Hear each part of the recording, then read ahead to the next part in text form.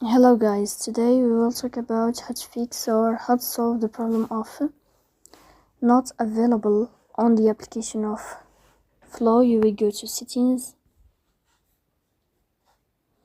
Here in this page you can click on apps, default apps, app settings. On above you can search about Flow app and you will enter.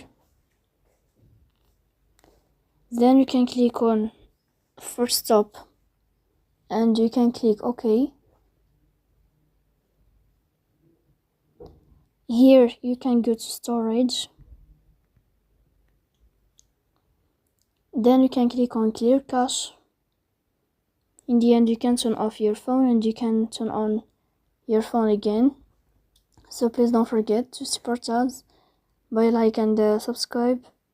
See you next time in another video, and thank you for your attention and your